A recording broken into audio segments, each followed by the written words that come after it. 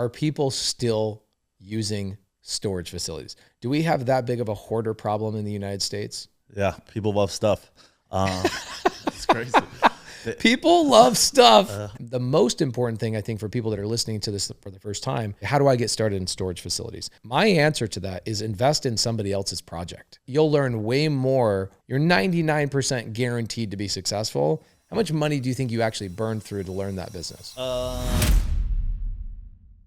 Hey guys, welcome to the YouTube channel. I've got one of my good friends, Alex, out of Orlando. Alex, the investor. Your Instagram is alex.theinvestor.quezada on Instagram. Also, Alex, actually, that's what it is also on YouTube? Yep, everywhere. Okay, everywhere. Okay, cool. Alex, the investor, Quezada, with a dot in between every one of them. Good friend of mine out of Orlando, and he specializes, does a lot of creative finance. You guys will hear maybe a couple creative finance deals that he's been doing. He's in our community, our Subto community. Great leader out there. Helped a lot of people do a lot of deals. I get DMs about you all the time. People are like, oh, Alex is the best. And he specializes, at least I think, I'm going to find out what you specialize in a little bit more, but I think from watching your social media, you specialize in primarily storage facilities. Yeah, that's my main focus right now. My brother kind of like took over running my wholesale operation, the single family, and my focus is self-storage. Okay. When did you get your first deal? What year? June 2020. June 2020. Okay. So you just started like 3 years ago. Yeah. Okay. Yeah. What were you doing right before that? Wholesaling, and buying property since 2000. When did you get your first real estate transaction done? In 2011. Okay. So it's been 12 years. Yeah. Okay. So 12 years, you got your first storage facility in June 2020. Yep. Okay. Well, how did you get your first deal in the business period? Like back in 2011? An REO property. So Okay. buying from the banks, from the MLS, REO property. The good old days. Yeah. And then sold it with a bandit sign. Wolf Street. Wow. Well, that's freaking great. The first deal I ever did with Cody Barton was a house on Wolf Street. Yeah, that's freaking cool. So Wolf Street, you went to the bank. Was it on an auction website, or were you working with the agent that was representing the bank? It was on the MLS. I was just blasting offers to MLS agents. Wow. Who taught you? REO Rockstar, Preston Ely. You got in his mentorship or something? He had a little course.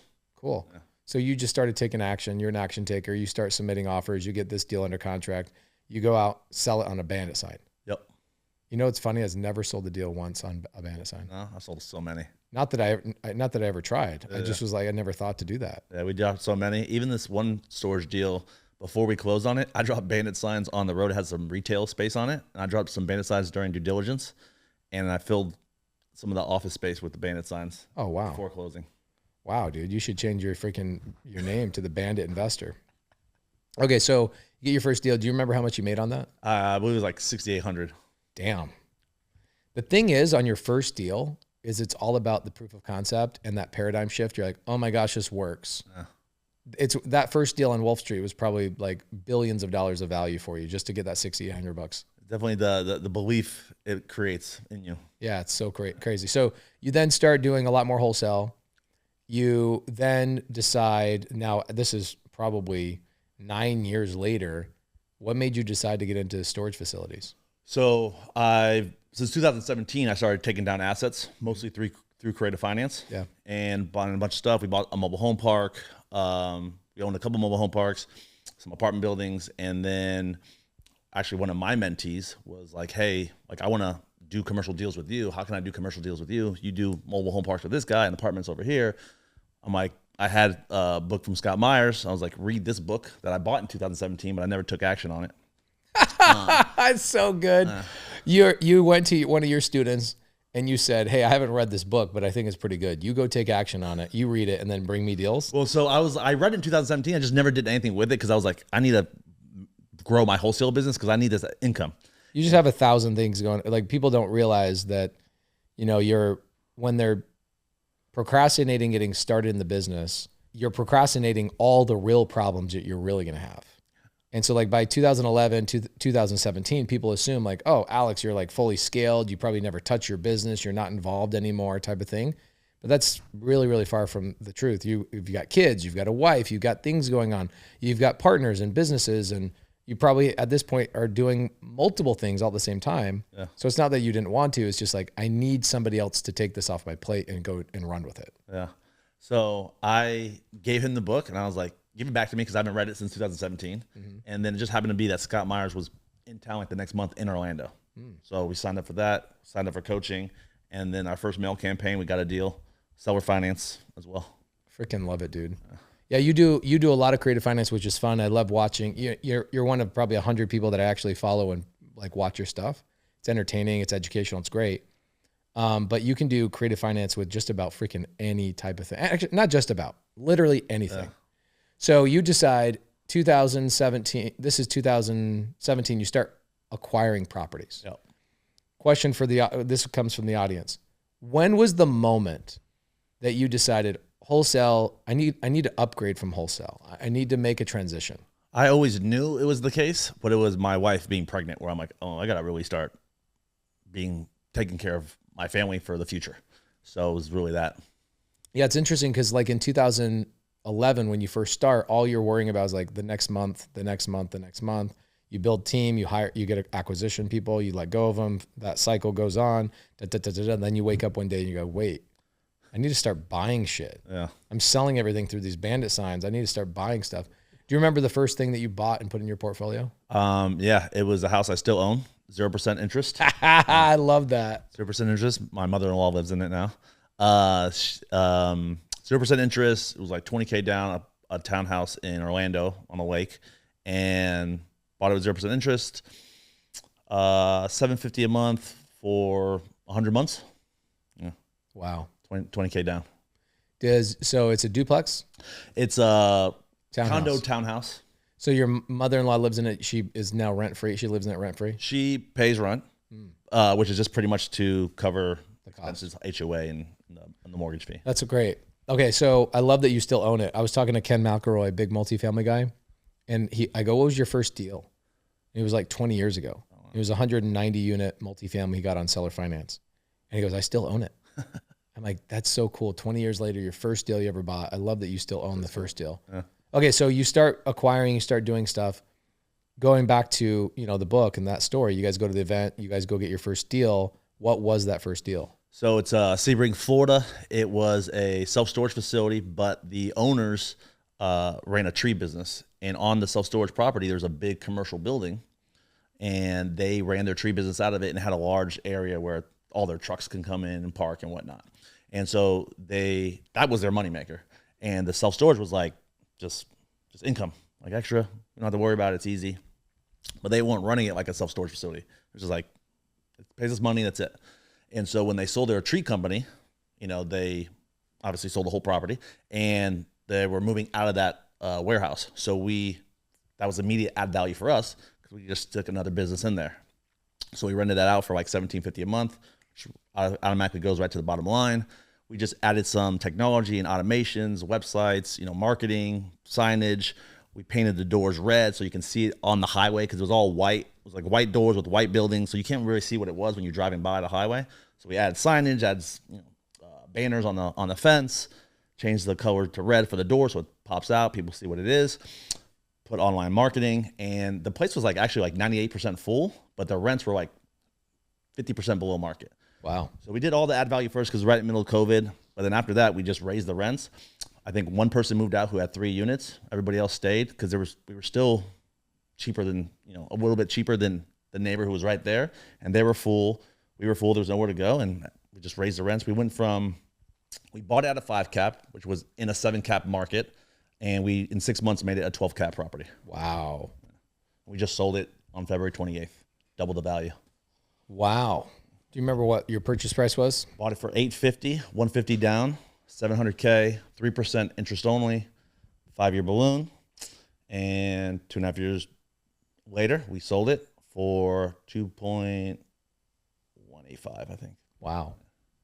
Are you guys rolling the profits into another deal? We did not because the partners moving forward not the same. So we sold that one and 2 other self-storage facilities. So I sold all those, capitalized, and then we bought a new property in Houston, outside of Houston, with seller financing. That's why we met in Houston that one day. And so that one was also purchased with seller financing. So we sold all those 3 properties and then bought something bigger. And then that tax depreciation that I can get from doing cost seg study can help offload the tax implications. Okay, so you go get this first deal. Why do you care about storage facilities? Like, why do you like it more? Yeah. I like that the add value is like a lot easier. The add value is pretty easy on these. Expansion is like the only really more difficult part of storage. Expansion meaning like you buy a property and maybe there's an empty lot next door that you can zone and build. Add more buildings. And add more buildings. Okay. As a contractor, that was my experience. I had a guy here locally, iStorage, big company. Yeah. They'd come to me and they go, we're buying up mom and pop operations. We're buying them out. And then we're buying the properties next door, building them. And so my construction company would build them. I was like, man, these things are the easiest things to build on the planet. Yeah. Holy crap. Metal boxes. Metal freaking boxes, man. So that's what you mean by expansion. But besides expansion, everything's really easy to add value. Yep. It's increasing rents, using automation technology, software. Automating what? The security gate? The security gate, how people access, people being able to book online without having to talk to somebody. So a lot of people, like the property we just bought in Houston, their payroll is like $100K, and I think over 100K. It was like $135K, and they had a month. A month. Holy. A year. Sorry, a year. Okay. 135 a year payroll, and then they had an overnight security guard for $50K a year. Yeah, it's like, couldn't you just have security cameras for that? That's what we did. So we added AI cameras, like 32 AI cameras. So they like track things. They send you a message when something's going on. So super high tech. Those are probably even more efficient than an actual security guard because the security guard has to be awake. Exactly. So one person called me and got angry, and I was like, man, I went to the property twice overnight. The guy was like sleeping. Yeah. Come on. And so, but you're saying people got mad at you because you let somebody go? Because it was just like a service, but he was mad. Like I wanted overnight security. That's why I came here. I'm like, sir, these cameras are more efficient than this one guy sitting in the front, A customer is like, I want overnight security. It's like, first off, what do you have, gold bars in your storage facility? Second off, like the guy's sleeping or he's scrolling on his phone. He's not actually working. Yeah. It's an easy sell. So we cut that. One of the managers was the owner's daughter. So she was obviously getting a high salary because this is his daughter. She's been running it for years. Obviously she's not staying on board, but the way we manage with a call center, with automation, and then we have a maintenance tech who's there, Monday through Friday. So we cut the payroll by like $100K, and I can see easily the management of $50K. Wow. I mean the security $50K. So right off the bat, 1 week owning the property, we've increased the value like $1.7 million. Wow. What's crazy to me is when you get into this business, you don't understand why a seller wouldn't just do this stuff themselves. And the longer you're in the business, you could probably go through a list of stuff like they're lazy, they're tired, they don't know, they're not motivated, they're happy with the money that's coming in, whatever it currently is, right? Like the landscape company on your guys' first deal, it's like they're going, man, we're making all of our money here. Yeah. This is like pocket change for us. Exactly. Meanwhile, you're looking at it like, dude, if you paint the garages and you do the thing, you guys can make an extra $1 million or so over the next 24 months. Yep. Yeah. That's mostly the case, like Todd, because a lot of these people like own the property free and clear. So they got no debt. They're making money. They're good. So everything's good. There's no issues, no hassle, and they're good. So I see that's probably the most common. Okay. So how are you guys primarily finding these opportunities? Direct mail is how got 8 of the 9. One was from social media, a referral. Oh, you got to love that. Yeah. Good for you, man. Okay. So you're finding them primarily through direct mail. Sellers are calling you saying, hey, I got your piece of mail.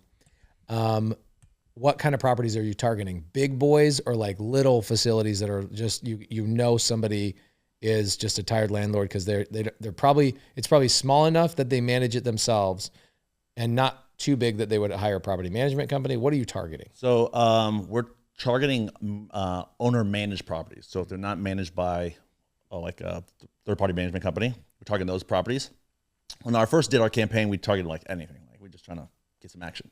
But most of the properties we bought so far were 15,000 to like 30,000 square feet. Yeah. That one in Houston was 80,000 square feet with like 200 parking spots also. It's like on 7 acres.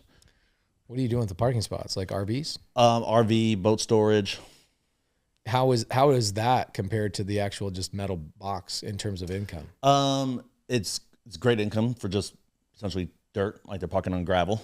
But the one thing on that is like that customer is not as sticky as a customer who puts all their stuff in a storage unit. Because they could come pick it up, drive it off. That's a good point. You wouldn't even think about that. And plus RV, people are like, okay, I'm going to rent it for 3 or 4 months, but then I'm going to go travel for the other 9 months of the year. But some people will pay even when they don't have it, just to make sure they have a spot when they come back, because it's in high demand, especially if it's covered spot. That's me. Yeah, exactly. I had a covered spot and I was like, I'm like paid up for a year.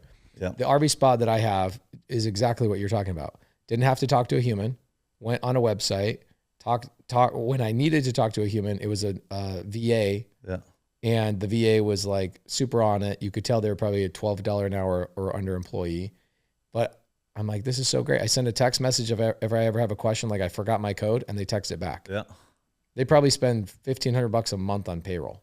Then it's much easier. Like payroll is like the third biggest expense in storage. So if you can cut that from 40, 60K a month to 12, 20, like most of our other facilities are $1,000 a month for payroll. Wow. Okay. So I always look at storage facilities and I'm like, how in the F are people still using storage facilities? Do we have that big of a hoarder problem in the United States? Yeah. People love stuff. It's crazy. People love stuff. There was like a bunch of reports that like people thought that millennials wouldn't the storage industry would die down a little bit because millennials wouldn't buy much stuff. They were like minimalist. Probably more. Yes, exactly. So they're actually buying more than, because they're minimal on their living space, but then they got their shit and they go put it in a storage facility. Yeah. And they're like, oh, it's $100 a month or whatever it is. Like, I don't have to think about it. And I don't have to have a big garage and a lot of maintenance. It's actually easier for them. Yeah, convenience. Because then they can pick up and leave, and they just leave it there for a year or two. And then they come back when they're like, oh, when I'm ready to buy a house, I'll go back and pull it out. Yeah. And then the other thing is too, like someone the last mastermind it was in for self-storage. So the guy going over data, and he was saying like, even in the rural areas, they're seeing a lot more uses of storage. And he's like, I can't even explain how this makes sense, because they have more space out there. They should be able to park all their toys and have room for all their stuff. But even the usage in the rural areas has increased drastically, where it's like 1 in 8, 1 in 9 people are using storage, even in rural areas. I guess they probably just don't want to leave it outside. Yeah, maybe that. Buying even more stuff. Like he's like, I can't even understand why this is happening. It is crazy to me. I'm like, how are they building more of these storage facilities? Like, are people that big of a hoarder? And like, Eric, do you park in your garage? No. Why? Too much stuff. Same. I don't have a storage unit, but all my stuff is in my garage. Why don't you? How the hell does this guy not have a storage unit? I did not. That's messed up, dude. Are you not a freaking believer in your own? Yeah, dude. Okay, so that's an interesting thing. Like, I'm such a weirdo about my garage. I want my garage blown out every day. I don't want anything in my garage. When you walk in, you're like, well, dude, where's all your stuff? Yeah. So I don't have a storage facility, but here's a good thing. I've always wanted to get into storage facilities, but you know how this is. You become really busy with all the things you're working on. You're like, that's one more thing. I don't have time to get into that. I don't have time to learn it. I don't have time to do all this stuff. So what I recently did is, I know you and Kent Clothier partnered on a couple of projects. Yep.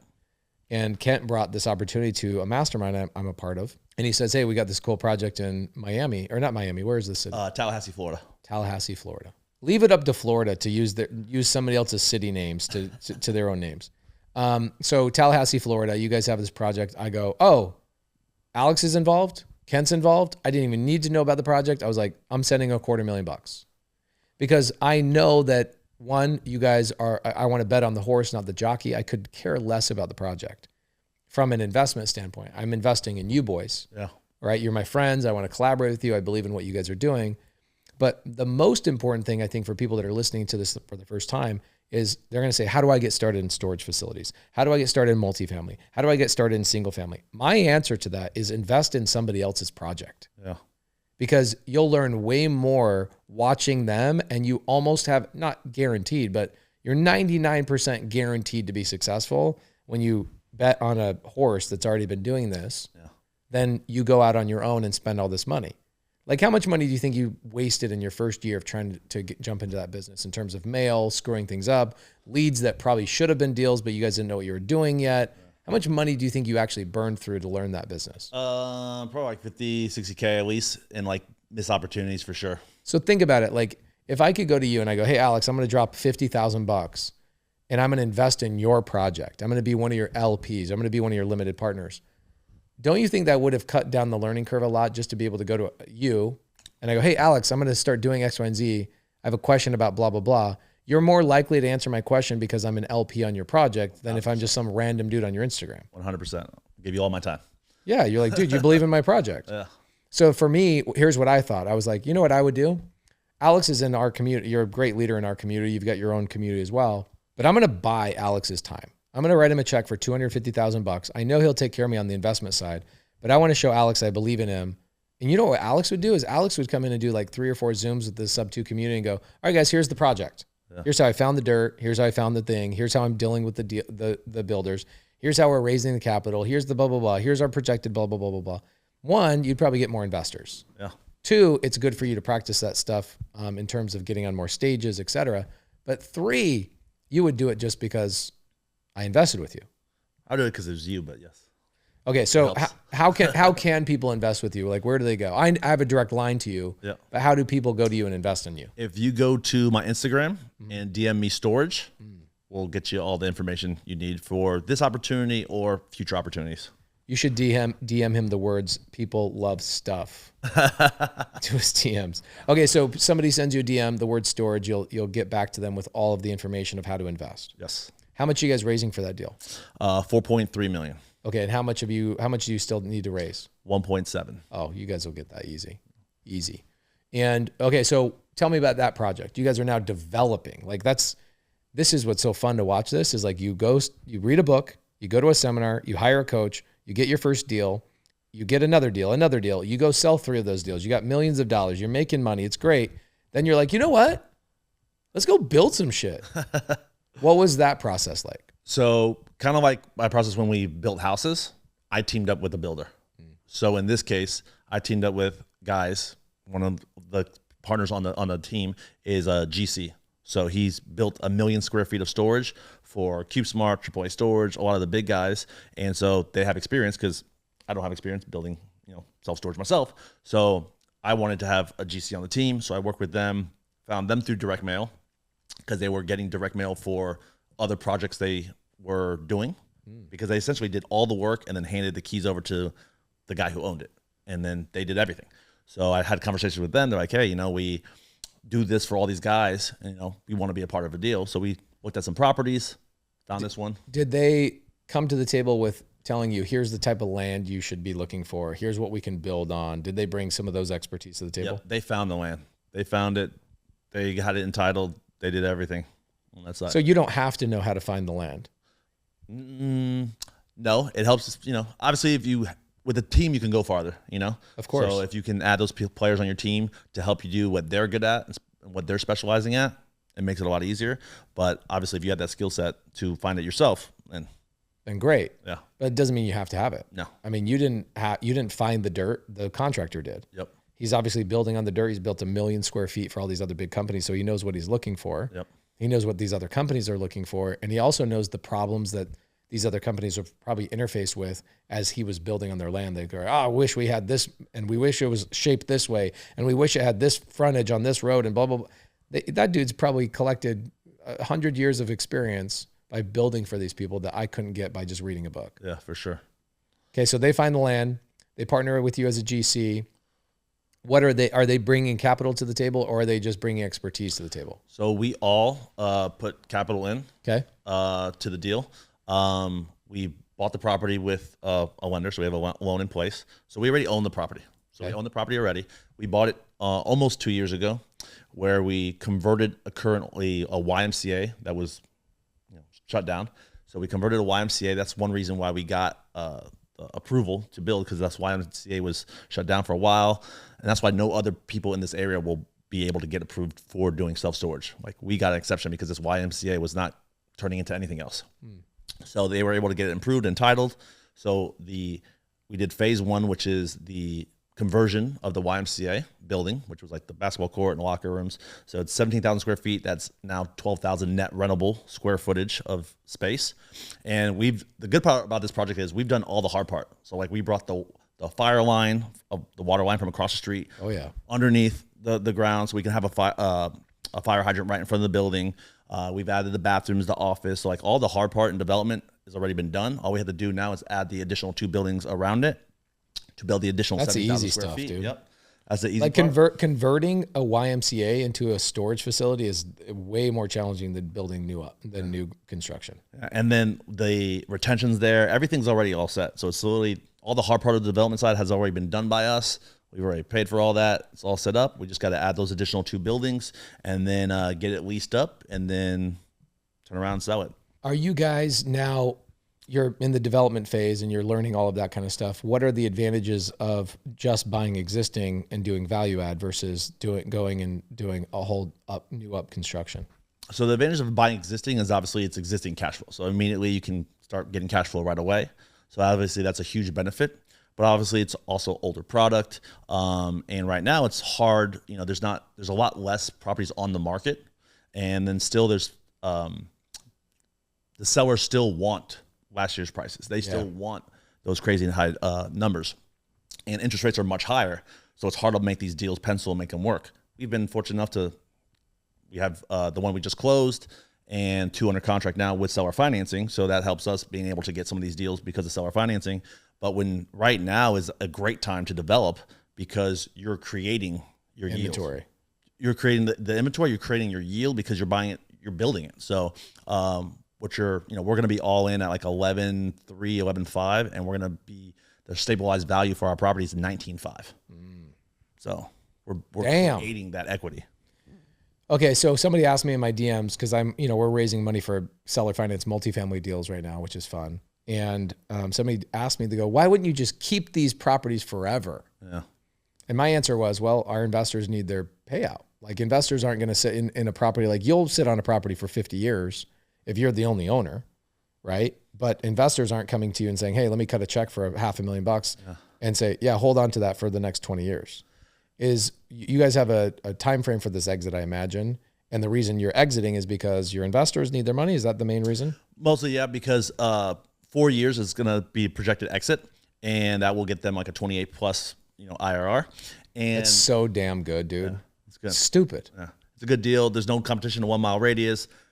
The phase 1 that's already open, we've only been open since April 1st. We're already 40% occupied on that space already. It's third-party manager running the property, so everything's going really well so far. But the reason we would sell, obviously, is people would like to get their capital back because there's not a pref payment. The pref payment gets deferred till the sale. They want to get that capital back. But on our other properties, we sold those, which I never intended to sell. I was like, I have my wholesale money, my flip money over here. Like, I want to hold these for long-term wealth. But I sold them because being in a mastermind for self-storage, they're like, you got to look at your return on equity. So you might make 30 grand on that Sebring deal a year, but if you sold it and make $1 million, could you make that 30 grand compared to that million is a 3% return? Right. So can you make more than 3% on your money? Yes. Yes. And so unless this is a class A asset, you're going to, legacy asset you're going to hold for a long time, or you're about to retire and you don't really want to go find more deals, or you're struggling to find more deals. If those aren't issues for you, then sell this property, take that capital, redeploy, and make a much higher rate of return on your capital. Yeah. So whether that's even becoming a lender with that money, whether it's diversifying into 5 different assets instead of 1, it's the velocity of capital. Yep. Basically. Money loves speed. Money loves speed. So you guys are sitting there trying to come, and you exited those last 3 probably at a really good time, right? Really good time. If we were a little bit earlier, it would have been better, but still we did really good. We doubled the value of three of our properties in less than 2 years on all of them. What are the issues and the constraints of being able to buy, like a single family home? You, Alex, and myself, we could go buy a single family home every week. Yeah. Sometimes we'll buy 5 in a week. Yes. There's bottlenecks to a certain degree, but are there bottlenecks in storage facilities where I could go, hey, Alex, you're going to go buy a storage facility every week? Is that even physically possible in terms of onboarding the asset, converting them over, doing the value add? Is that the biggest bottleneck in this business? I think if you have the team, you could definitely probably do that. And there's probably guys out there who do it. Most of the times I'd say they'll probably be buying portfolios. So they're buying 7, 10 properties at a time. So it makes it a lot easier than individual, purchases.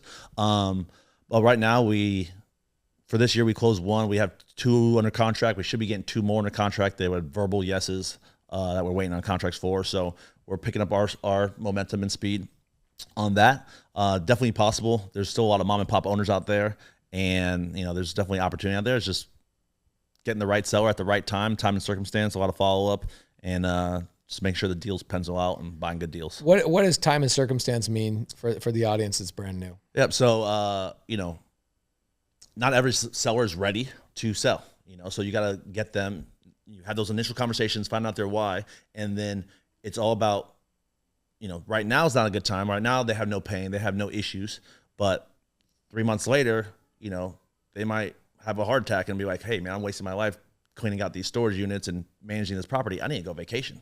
I barely see my wife. I barely see my kids. Like we have to travel. Like it's time to sell this asset. And so it could be that, it could be, bill collectors come, they can't pay their bills, they're in foreclosure, an issue happens at the property, anything can happen. So it's just being in front of that seller as much as possible, so that way you're top of mind when it is their time to sell. I think that exact concept right there is the number one frustration for newer people. But as you get in this business, you learn to be grateful for the fact that it does require a lot of follow-up, because the people that win are the ones that just understand that one law. Yep. Like the deal is in the follow-up. If I follow up, I'm going to win. I'm going to beat everybody else out, because everybody else is like, wait, I got to call this guy 15 times over the course of 2 years? Yeah. Do you remember the longest time it's been from I generated the lead to the time you converted it into a contract? I know for our single family one, because we keep track of that in our CRM, it was like 681 days. Wow. That's freaking impressive, dude. Yeah. 681 days. Do you have any guess on how many times you guys followed up? It was like 95 or something like that. It was like, you could see on the CRM, it's like every time we called and texted them and messaged them. Wow. Okay, so in the storage facility space, the average seller, what do you think the major pain points are? Is it that they're self-managing, they're tired landlords? What do you think is the major issues? Retirement. I think retirement is like not major issues, but they've been wanting to sell because of retirement. And those are most of the sellers we've dealt with. Other people have wanted to move into a different asset or develop another property they have. Hey, I want to sell this because I have this land over here and I want to develop it. And now's a good time to sell because prices are sky high right now. So you're going after sellers that probably have owned the property for 15 to 30 years, and you guys are targeting that specific demographic. Yeah, so what we try to target is people who 25,000 square feet and bigger now, and then it's managed by the owner. And so we use the software we use like tracks that, and so it pulls that list. So we know that they're managing themselves, so it's probably a pain for them because they're doing the day to day. It's so interesting to me that is the opportunity. Even years of being in this business and knowing that that's the same thing. We've got 160 unit under contract, seller finance, seller selling to us on 20 million. And the seller built the property, has managed it himself for 38 years. And he says, I'm selling because I want to retire. Yeah. And I'm thinking here going, couldn't you have retired by just offloading the management to somebody else and just collecting a check? Yeah. But what they lack that you and I don't lack is the desire to learn how to build a team to manage your assets. And so what's funny is like the masterminds, the mentorships that you and I both go to, we fly all over the country. We learn, how do I scale? How do I manage? How do I do all of these things? That's the advantage that we obtain that lets us go out and gobble up these assets. 100%. It's the weirdest thing. It's like a lot of people that go, they're like, oh yeah, I have 8 or 9 properties and I just manage them myself. And I go, I will be seeing you in 15 years in my CRM. I will be buying those assets from you. Yeah. You will be on our tired landlord list. Yeah. It's freaking great. Yeah. Okay. So any states that you try and stay away from, because with like California, I'm curious now, like, does California have tenant laws with storage facilities, or is it, well, there's not a human living there, so we don't have to worry about that? Yeah, I don't believe there's any like stringent laws for storage in different states, like landlord-friendly states. Like, I think for storage, it's kind of wide open. And you don't really have temperature issues or anything like that? Like when, because, you know, Airbnb, you go buy an Airbnb. I'm not going to buy an Airbnb in North Dakota. Yeah, so Storage facility, you would do a storage facility in North Dakota. yep, you can. Yeah. And you don't care about climate. You don't care about when people are vacationing. When are the kids out of school? What's going on? Oh, there's a Super Bowl. People come to me all the time in Phoenix. They go, "Oh, the Super Bowl is going on. Buy up a bunch of Airbnbs." I'm like, that's not a great business strategy. Yeah. With storage facilities, you guys don't even care about that. Nope. What you care about is like population growth in that area, you know, and people moving to that area. So moving makes a lot of usage of storage. People moving in and out of the market. So migration. Do you think that your primary client is somebody that's moving and they're like, okay, I'm consolidating, or I'm going to put my stuff here for a while, for a year, because I'm building a house or whatever else? Or is it people just love stuff? I think people love stuff. So like going back to a couple of places that we own already, that there's people who've had the storage units for like 10 years, 5 years, 7 years. We bought one property that we sold in Winter Haven. The lady was like, I've stored here for 28 years. And she was moving her stuff out. And she's like, I don't even have my keys, because she hasn't been in like years even to the unit. But she's paying monthly for years. My gosh, dude. Okay. Conversions.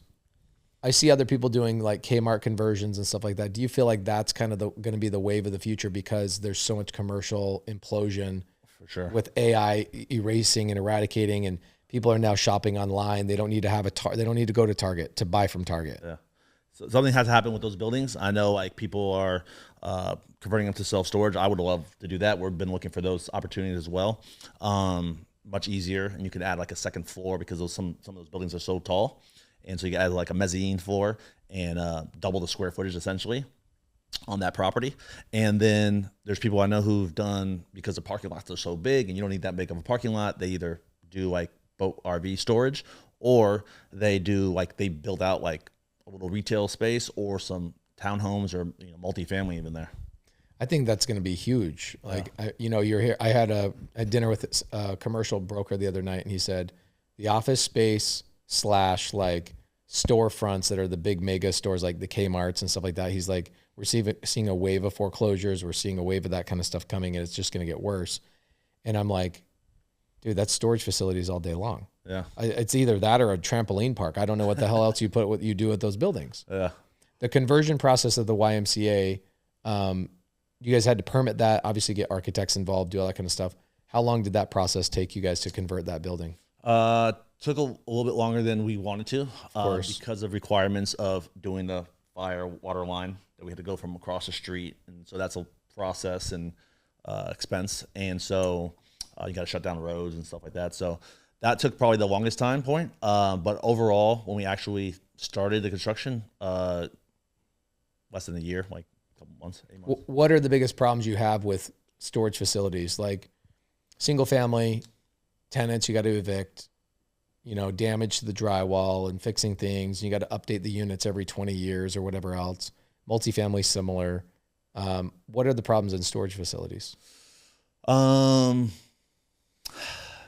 not too many big issues. A lot of things we deal with up front when we buy the property is like almost every other property you buy, there's people living in the property. Like living in the storage facility? In the unit. In the unit? Yeah. No Yeah. Well, I guess it's the most affordable house that you could ever get your hands on. It is. Because it can't be in Florida. In Florida, people staying in the humidity. In the hot boxes, square box, metal box. And they're closing those things down. Yeah, it's crazy. So some of them would keep them open, but we had one that was like a door. And the lady was staying there, and she's like, I'm not living here. I'm like, every time I come here, you're here. Like 2 a.m., like stop by, you're here. 6 in the morning, I'm here. 8 in the morning. She's like always there. And we had to be like, you have to leave. She threatened us. There's like a video we had to go viral, and we had to get her out of the property. Oh, I remember this. Yeah. I saw that video. Yeah, so we had to get her out of the property, and people are like, just let her stay. It's like, it's a hot box. Like Yeah, with if no windows, she nothing. dies there and it becomes our fault, her family sues us. You should have known she was living there. Yeah. It's a liability. Super liability. Crazy. Those are the biggest video I ever did that was viral before I ever had a team was a property I bought from Cody Sperber up in middle of nowhere, Arizona. And it was a multifamily space that homeless people had ransacked. Wow. So it was empty, and I had to go over there and board all the doors up. But like, you know how they are. Like they'll just tear things apart. They're just like wrecking. Homeless people should get on a demo crew. Like they are so good at breaking into things. So I did this video where I just time lapsed myself putting plywood on a window. And I got, I don't know, 15,000 comments about how big of a piece of shit I was, that I was blocking people out of a place to live. And I should give people, if you own it and it's vacant, you should let them live there for free. And I'm like, wow. wow. The fact that I'm getting in trouble over this. So you get people that live in the properties. What about these like storage wars TV shows? Like, is that a real thing? You have to deal with people that don't pay their bills and you got to take these units over? For sure. We don't have honestly, we don't do so many auctions. I'm probably a couple a year. Why not? There's just people been paying like occasionally. And then sometimes when it's stuff in there, like you give notices and it's really like trash. Does that mean you're not charging enough money? No, I think we pretty much do like a lot of revenue management, making sure we're at market and we're pushing revenue, because that's the main part of the business is revenue management. But we just haven't had that many issues. When we do auction them, it's all an online auction, so people don't actually go there. They cut the lock, they lift up the door, we take pictures, we post it online. That company handles all like the notifications to the newspaper. So you bring a third party company out there. So our boots on the ground. So every property we automate, but we always have a boots on the ground person. So our boots on the ground person who gets like $1,000 a month, they go out and they overlock the lock first because they're not paying. Then they give them notice. They don't respond. We cut their lock. We're going to auction the unit. We take some pictures, put it to the online storageauction.com. They post it online. They do all the notices to the newspapers, all that. Sells online, and then the buyer has a day to go pick up the unit, clean it all out. That's it. It's pretty impressive that you don't really have to deal with it that much. Yeah. Like I sit here and I'm like, why doesn't everybody just get into storage facilities? What's the hardest thing of getting in it? Finding the deals, getting good deals. It's harder to find. More people getting into it now. Why is that? I feel. Is it because of your YouTube? Someone did play me in my mastermind. Oh, really? Yeah. Talking about too much. Yeah. Like, stop putting on your YouTube. Stop. It's like what I did with Creative Finance. It's like everybody's now doing Subto. Oh, that's your fault for sure. For sure. But the good thing is that was my original intent. Like 6 years ago, I go, I want to normalize subject to and seller finance. I want it to be something that everybody offers, right? And like for a long time, guys like you and me, we were the only ones even submitting offers like that. It's like 2017. You're like, oh, we'll do seller finance. The seller's like, okay. No, and you're like, nobody else offered that? Nope. Now they'll get a dozen offers seller finance. All the time now. It's your fault. I'm sorry, guys. Sorry. We did a single family deal the other day. It was expired listing, which is one of my favorite places to go for deals. And I asked the seller, I go, I bet you're getting hammered, like from investors calling you from this expired listing. He goes, nope, you're the only one. Like, you have a 2.4% interest rate. Like, wow. How the freak did somebody? So, I don't know. People say it's happening a lot, but we get a lot of deals where nobody's calling on expired listings. Deals. Yeah. So it's easier for you to get a single family deal today. They're probably more plentiful than it is for you to get a storage facility, right? For sure. Yeah. There's just more of them. So it's a lot easier. How easy is it for somebody to wholesale a storage facility?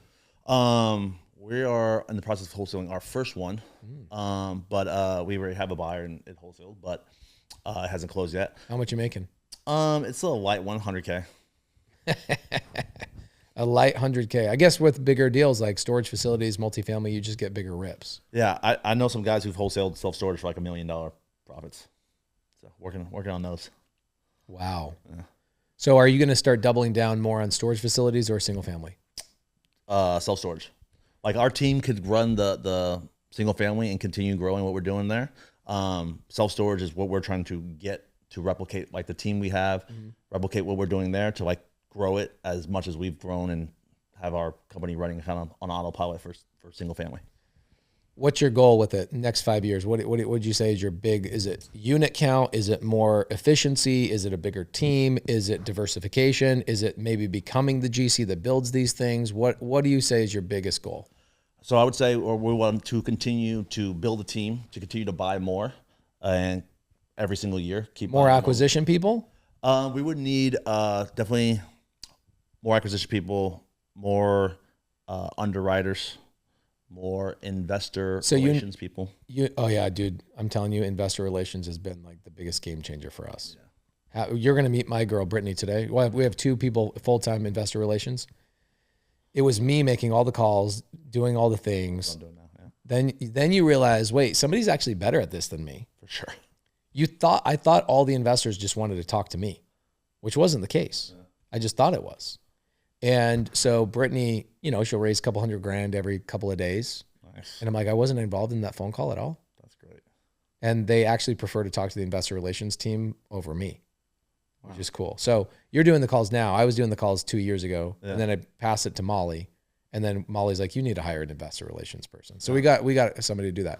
So you obviously don't want to hire underwriters that don't have experience in underwriting, but you're probably okay hiring acquisition people that don't have a lot of experience and are just looking for a leg up, right? Yeah. So right now, our acquisition team for single family. So we have one caller. We own a call center in South America. We have one caller that's dedicated for self-storage. She calls. It goes to our wholesale team. Mm-hmm. They know how to ask the right questions, get the information, get the financials. Once they get the financials, it goes to me, which I'm about to put it back to our call center in Colombia, where I'm going to get the lady, train her up on how to check the competition, put all the underwriting together, and then send it to me where I'm only looking at the underwriting. Love it. Okay, cool. And then eventually have an underwriter who has experience, and they look at it and they put all the numbers together and say, this is what I'm thinking, this is what we should offer, knowing how I typically want to structure it. Okay, so you would hire an acquisition. I'm asking this for the audience right now. If they're like, how do I get started in this? I tell people all the time, there's 2 hacks to get into this business, whether it's single family, multifamily, storage facilities, whatever. Hack number 1 is just invest in somebody else's project. Yeah. So go DM Alex and say, hey, I want to invest in your project. 2, go work for somebody. Like if you're not an accredited investor and you don't have the money to invest in a deal, then go work for somebody. Yeah. You have people that probably, as acquisition people, start working for you.